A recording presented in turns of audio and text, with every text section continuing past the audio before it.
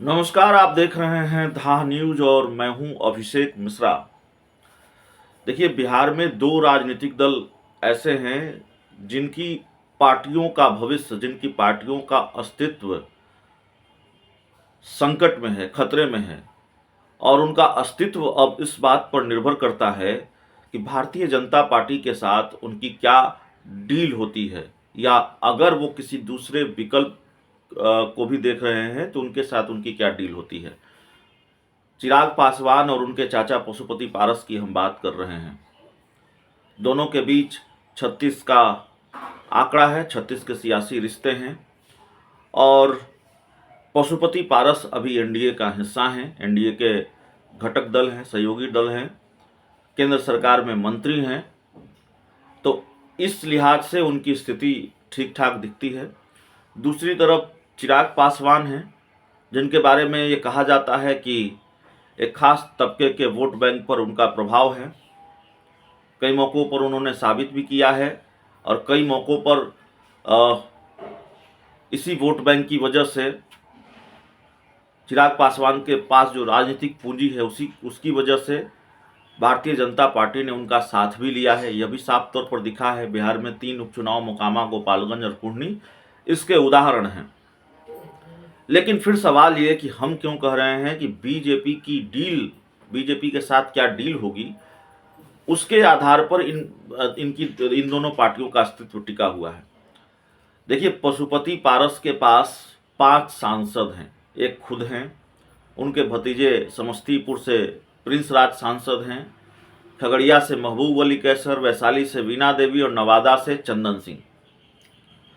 अब जाहिर है कि अगर 5 सीटें नहीं मिली, जो सिटिंग सीटें हैं पशुपति पारस की, वो उनको नहीं मिली तो ये सारे सांसद छिटक जाएंगे।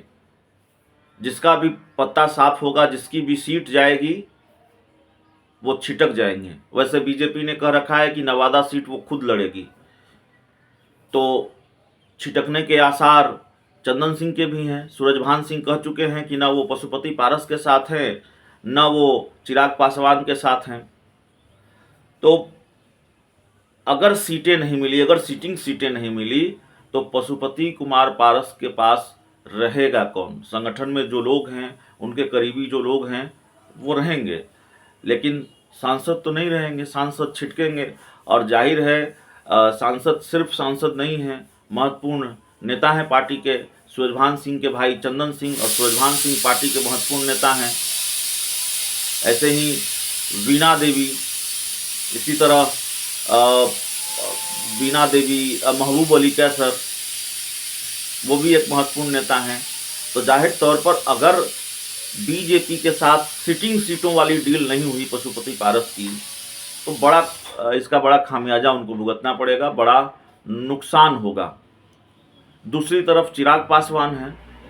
चिराग पासवान की कितनी सीटों की डील हो पाती है, और चिराग पासवान की पार्टी में भी कई लोग हैं जो बहुत हसरत भरी निगाहों से चिराग पासवान की तरफ देख रहे हैं। उनको भी चुनाव लड़ना है। नाम लेना ठीक नहीं होगा। चिराग पासवान तो हाजीपुर से लड़ेंगे ही, और बाकी महबूब अली कैसर, महेश्वर हजारी तो मिलते ही रहे हैं चिराग पासवान से। मुलाकात हुई है, कम से कम एक मुलाकात की तस्वीर तो सामने आई ही है। तो यहाँ चिराग पासवान की पार्टी के अस्तित्व पर तो सवाल नहीं है उस तरह से, लेकिन चिराग पासवान का राजनीतिक भविष्य एक तरह से टिका हुआ है भारतीय जनता पार्टी के साथ क्या डील होती है, भारतीय जनता पार्टी के साथ कितनी सीटों की डील होती है। और विरासत की लड़ाई है। चाचा या भतीजा रामविलास पासवान का वारिस कौन? आम परसेप्शन ये है, जब आम लोगों से बात करेंगे आप, तो वो कहेंगे कि भाई पिता का जो वारिस होता है वो तो बेटा ही होता है, भाई नहीं होता है। लेकिन पशुपति पारस ये दावा करते हैं कि हाजीपुर की सीट रामविलास पासवान ने हमको यहाँ से लड़वाया, हमको यहाँ से मौका दिया, तो जाहिर है उनके राजनीतिक वारिस हम हैं। अब चिराग पासवान कह रहे हैं हम हाजीपुर नहीं छोड़ेंगे। तो चाचा भतीजों के बीच जो टसन है, जो लड़ाई है, उसमें कौन जीतेगा, ये अगले कुछ महीनों में पता चल जाएगा। पशुपति पारस की स्थिति बहुत कमज़ोर है। ऐसा बिल्कुल नहीं कर सकते। वो मौजूदा वक्त में एनडीए के साथ है, एनडीए गठबंधन में है, और कहीं से ये लगता नहीं है कि हाजीपुर की सीट उनको नहीं मिलने जा रही है। भतीजे के सामने चाचा को ज़्यादा भाव, माफ कीजिएगा, चाचा के सामने भतीजे को ज़्यादा भाव बीजेपी दे रही है। हालांकि ऐसा लगता है पशुपति पारस से ज़्यादा जरूरी चिराग पासवान है बीजेपी के लिए, कई मौक़ों पर ऐसा लगा है। लेकिन दूसरी तरफ पशुपति पारस और उनकी पार्टी का कॉन्फिडेंस, जिस तरह से कॉन्फिडेंस के साथ डंके की चोट पर अब तक उनकी पार्टी ये कह रही है कि हाजीपुर सीट पशुपति पारस लड़ेंगे, तो जाहिर है सवाल यह भी है कि भारतीय जनता पार्टी ने क्या आश्वस्त किया है, इतना कॉन्फिडेंस क्यों है।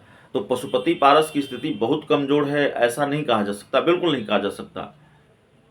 दूसरी तरफ चिराग के मुकाबले पशुपति पारस के लिए 2024 चुनौती इसलिए है क्योंकि उनके सामने पार्टी बचाने का संकट है। उनकी पार्टी का अस्तित्व एक तरह से खतरे में है।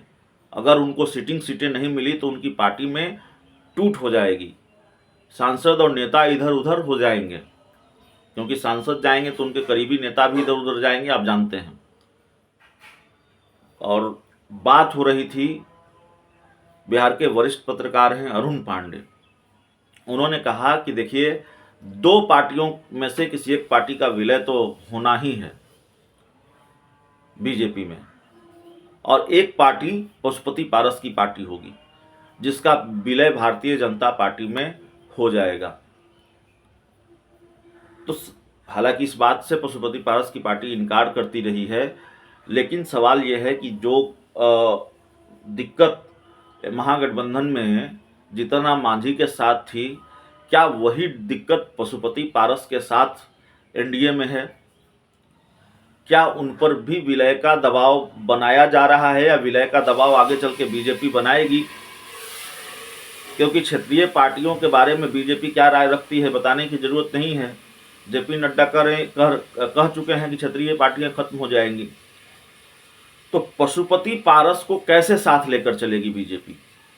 गठबंधन ही रहेगा, या फिर आगे चल के चिराग पासवान की एंट्री जब एनडीए में होगी तो पशुपति पारस पर विलय का प्रेशर बढ़ेगा, विलय का दबाव बढ़ेगा? ये बड़ा महत्वपूर्ण सवाल है। तो कई तरह की दिक्कतें हैं, कुछ दिक्कतें चिराग पासवान के साथ हैं और कुछ दिक्कतें पशुपति पारस के साथ है। पशुपति पारस के सामने चुनौती ज़्यादा है क्योंकि 5 सिटिंग सांसद हैं और 5 सीटें पशुपति पारस को बीजेपी नहीं देने जा रही है। ये बात भी तकरीबन क्लियर है क्योंकि महागठबंधन में कई नए दलों की एंट्री होनी है। एक दल की एंट्री हो चुकी है, हिंदुस्तानी आवाम मोर्चा की, जीतनराम मांझी की। तो जाहिर तौर पर ये चुनौती है। इस रिपोर्ट में इतना ही। बहुत बहुत धन्यवाद।